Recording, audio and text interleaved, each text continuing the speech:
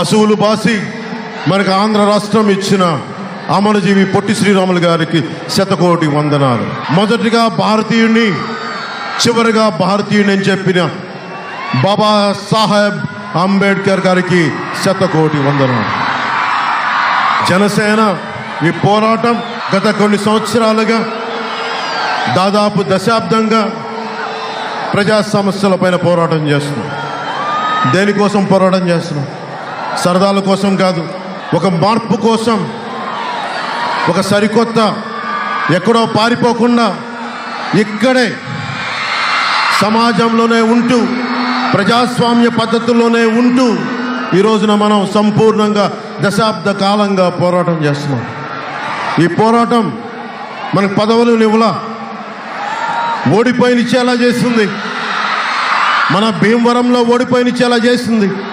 కానీ భీమవరంలో నాకు ఎప్పుడు ఓటమి తెలియలేదు. నాకు ఈ రోజు దాకా నేను ఓడిపోయాను అనుకోలే. నిజంగా మనం ఓడిపోయిన ఉంటే ఈ రోజున ఇలా ఉండేది కాదు ఈ సభ. మనకి ఓటమి గెలుపు ఉండవు, ప్రయాణమే ఉంటుంది. గత దశాబ్దంగా జనసేన ఎందుకు పోరాటం చేస్తుంది? ప్రజా సమస్యల కోసం, ప్రజల్లో జీవితాల మార్పు కోసం, భద్రత కోసం, ఉపాధి కోసం, వీటి మీద పోరాటాలు చేస్తాం.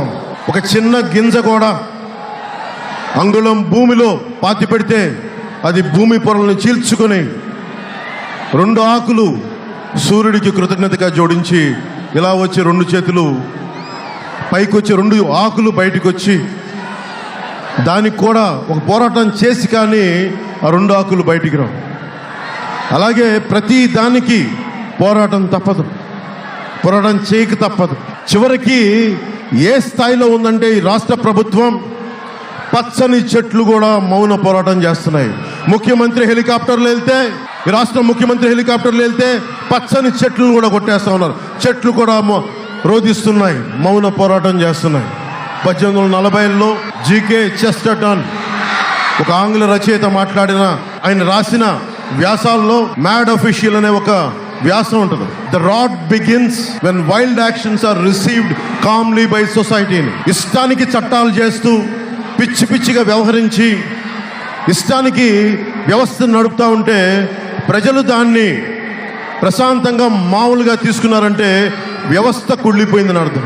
ఎందుకు ఈ మాట మాట్లాడుతున్నానంటే, తూర్పుగోదావరి జిల్లాలో ఒక దళితుడిని, తన డ్రైవర్ని వైసీపీ ఎమ్మెల్సీ చంపేసి డోర్ డెలివరీ చేస్తే ఈ రాష్ట్రంలో ఎవరికో కొద్దిమంది తప్ప ఎవరికీ పట్టలేదు. ఒక 15 ఏళ్ల యువకుణ్ణి, అక్కని ఏడిపిస్తున్నందుకు ఎదురు తిరిగితే నిర్దాక్షిణ్యంగా చెరుకు తోటల్లో పెట్రోల్ వేసి కాల్చేశారు.